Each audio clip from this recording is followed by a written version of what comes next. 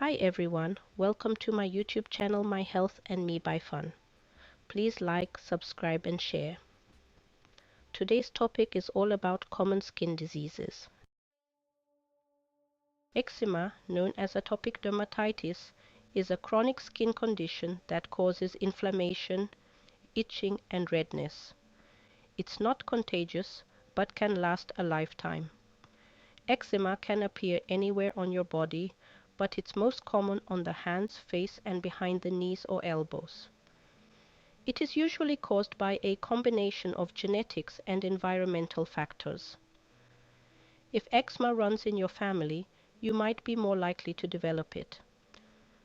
Environmental factors like pollen, pet dander, or certain soaps can irritate your skin. An overactive immune response to irritants can lead to flare-ups. It's important to identify your triggers to prevent flare-ups. The symptoms of eczema can vary, but here are the most common ones: dry, sensitive skin, itching, which can be intense, red or inflamed patches, cracked or scaly skin, oozing or crusting in severe cases. Managing eczema is all about reducing flare-ups and keeping your skin healthy. Here are some tips. Use a fragrance-free moisturizer at least twice a day to keep your skin hydrated. Identify what irritates your skin and steer clear of it. Use mild hypoallergenic soaps and detergents. For severe cases, your doctor may prescribe topical steroids, antihistamines, or other treatments. Heat and sweat can worsen itching, so try to stay in a comfortable environment. Lifestyle changes can also make a big difference. Eat a healthy diet. Some people find that avoiding certain foods helps, like dairy or gluten, but check with your doctor first. Stress can trigger eczema, so try relaxation techniques like yoga or meditation. Drinking plenty of water keeps your skin hydrated from the inside out. Managing eczema is a marathon. Eczema might be a lifelong condition, but with the right care and management, you can keep your skin healthy and your symptoms under control. Acne. Acne occurs when hair follicles get clogged with oil, dead skin cells, and bacteria. It often appears as pimples, blackheads, whiteheads, or cysts. While it's most common during puberty, acne can affect people of all ages. The causes of acne can vary. Genetics, diet, and stress can contribute to breakouts. Hormonal changes like fluctuations during puberty, pregnancy, or menstruation can trigger breakouts. Excess oil production from the sebaceous glands can clog the pores. Bacteria on the skin can lead to inflammation and pimples. Some studies suggest that sugary or greasy foods might worsen acne for certain people. While stress doesn't cause acne, it can make it worse.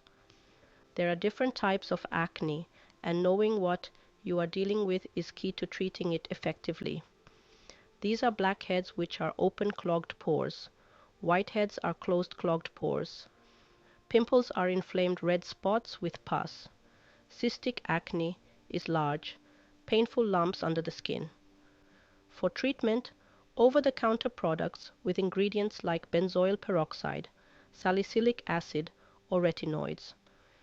In severe cases, a dermatologist might recommend antibiotics, stronger retinoids, or hormonal treatments. Chemical peels, laser therapy, or extractions might be helpful for stubborn acne. Washing your face twice a day with a gentle cleanser and avoiding touching your face can make a big difference. Use non-comedogenic products as they are less likely to clog your pores. Focus on whole foods and stay hydrated. Practice mindfulness, yoga, or any stress-relieving activity you enjoy. Acne can be frustrating, but with the right knowledge and care, you can achieve healthier skin. Psoriasis. Psoriasis is a chronic autoimmune disease where the immune system attacks the skin, causing rapid skin cell growth. This results in thick, red, scaly patches that can be itchy and painful. Psoriasis is not contagious, but it is a long-term condition that often comes and goes. While psoriasis typically affects the elbows, knees, scalp, and lower back, it can appear anywhere on your body. There are several types of psoriasis, and the symptoms can vary. Plaque psoriasis is the most common type, causing raised red patches with silvery scales. Guttate psoriasis is small drop-shaped patches, often triggered by infections like strep throat. Inverse psoriasis is red shiny patches in skin folds, like under the armpits or in the groin. Pustular psoriasis is white pustules surrounded by red skin. While the exact cause is unknown, it is linked to genetics, the immune system, triggers like stress, infections, weather changes, or some medications. Managing psoriasis involves both medical treatments and lifestyle changes. Topical creams or ointments that can reduce inflammation, like corticosteroids, vitamin D analogs, or coal tar. Phototherapy, like UV light therapy, can help slow down skin cell production. For more severe cases, oral or injectable medications can help manage symptoms by targeting the immune system. Lifestyle changes such as moisturizing regularly to keep skin hydrated, stress management to avoid flare-ups, avoiding triggers like harsh soaps or extreme temperatures. Rosacea is a chronic skin condition that primarily affects the face. It causes redness, visible blood vessels, and sometimes small red bumps or pustules. Rosacea often appears on the cheeks, nose, chin, and forehead, but it can affect other areas of the face too. It is more common in fair-skinned individuals and typically starts around age 30 or older. The exact cause of rosacea is not known, but it is believed to be linked to a combination of factors like genetics, the immune system, environmental triggers such as sun exposure, hot weather, spicy foods, alcohol, stress, or certain skincare products. Managing rosacea often involves a combination of medical treatments and lifestyle changes. Topical creams or gels containing antibiotics or anti-inflammatory agents such as metronidazole or azelaic acid can reduce redness and bumps. Oral medications in more severe cases. Certain types of laser therapy can help reduce redness and visible blood vessels. Use gentle, fragrance-free skincare products and avoid harsh scrubs or exfoliants. Always apply a broad-spectrum sunscreen to protect your skin from UV rays. Athlete's foot, medically known as Tinea pedis, is a fungal infection that usually begins between the toes. It thrives in warm, moist environments. It is called athlete's foot because it's common among athletes, but anyone can get it. Athlete's foot is caused by a type of fungus called dermatophytes, which can live in warm, damp places like public showers, locker rooms, and swimming pools. It spreads through contact with infected surfaces or direct skin-to-skin contact with someone who has the fungus. The symptoms of an athlete's foot include itching, burning, and stinging between the toes or on the soles of your feet. Redness and peeling skin that can be cracked or flaky. Blisters or sores that may ooze or become infected. Dry, scaly skin on the bottom or sides of the feet. There are a few risk factors that can increase your chances of getting an athlete's foot. Wearing shoes for long periods or not airing out your feet can create the perfect environment for the fungus to grow. Walking barefoot in public places like gyms, swimming pools, or locker rooms increases your exposure to the fungus. People with weakened immune systems are more prone to fungal infections. Wearing shoes that do not allow your feet to breathe or moisture-wicking socks. Athlete's foot is treatable with the use of topical over-the-counter antifungal creams, sprays or powders like clotrimazole or terbinafine. For severe cases, a healthcare provider may prescribe stronger antifungal creams or oral medications. Wash your feet daily, dry them thoroughly, and avoid sharing towels or socks. Disinfect your shoes, wear moisture-wicking socks, and alternate shoes to allow them to dry completely. Avoid walking barefoot in public places. Always wear flip-flops or sandals in places like gyms, locker rooms, and public showers. If your athlete's foot does not improve with home treatment, or if you notice severe symptoms like pus-filled blisters or spreading infection, see a doctor. Ringworm is a fungal infection that affects the skin, hair, and nails. It is caused by a group of fungi called dermatophytes, which thrive on the outer layer of the skin. Despite its name, it is not a worm, but it gets its name because of the round, ring-like rash it causes on the skin. Ringworm is easy to recognize thanks to its distinctive rash. The rash is typically red, raised, and often has a clear center, giving it that classic ring appearance. It may be itchy or uncomfortable, especially as the rash spreads, dry, flaky, or cracked. In cases where ringworm affects the scalp, you may notice hair loss in patches. Ringworm is highly contagious and spreads through direct skin-to-skin contact with an infected person or animal. It can also be spread by touching contaminated surfaces, such as towels, clothing, or shower floors. Not washing or drying your skin properly, especially in areas like the groin, feet, or scalp, can make you more vulnerable. People with weakened immune systems are more susceptible to fungal infections. It is important to note that pets, especially cats and dogs, can carry the fungus and pass it on to humans. Ringworm can be treated with topical antifungal over-the-counter creams like clotrimazole or terbinafine are often effective for mild cases. For more severe or widespread cases, oral medications. Wash the affected area daily, keep it dry, and avoid scratching, as it can spread the infection to other parts of your body. Avoid sharing personal items. Wear sandals in public places. Avoid direct contact with infected animals or people.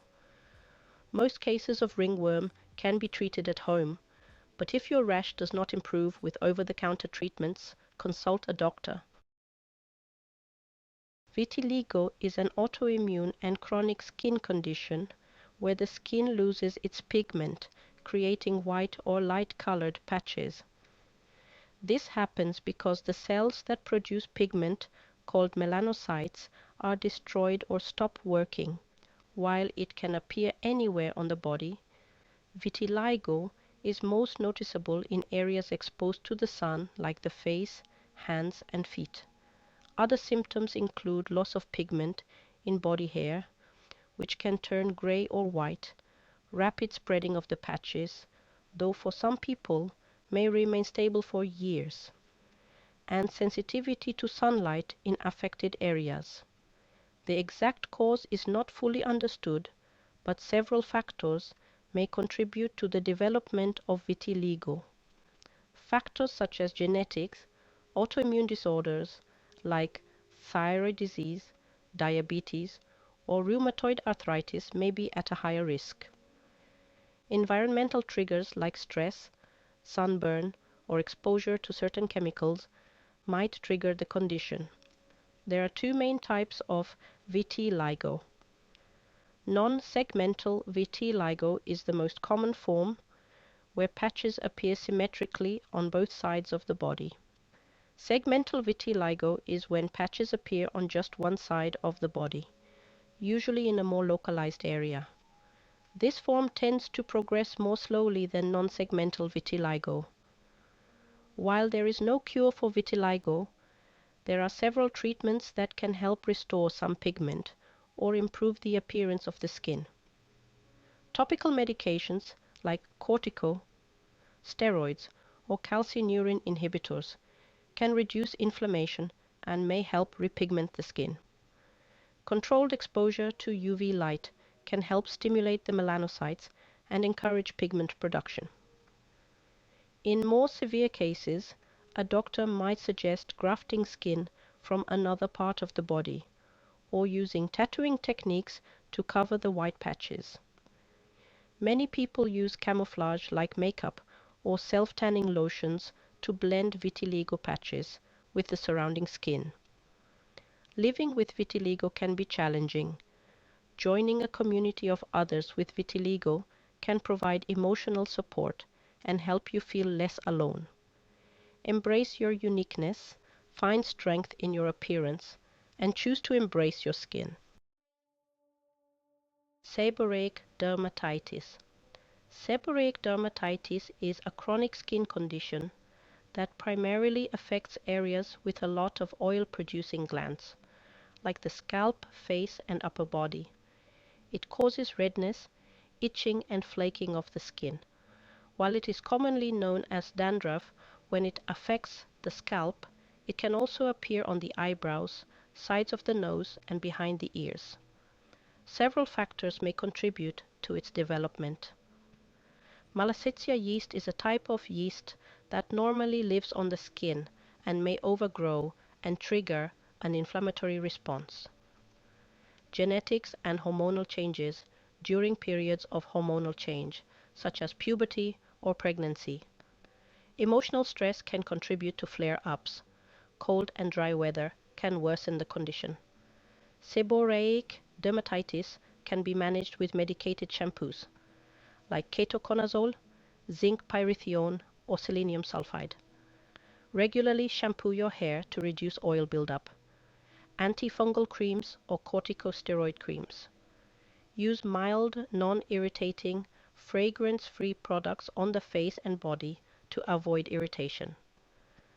Managing stress, avoiding harsh weather conditions, and maintaining a healthy skincare routine. Avoid scratching. It is tempting, but scratching can worsen irritation and lead to infection. Apply a gentle moisturizer to keep your skin hydrated and prevent dryness. If your seborrheic dermatitis is severe, persistent, or interfering with your daily life, see a healthcare provider. Thanks for watching. Take care and see you next time on My Health and Me by Fun.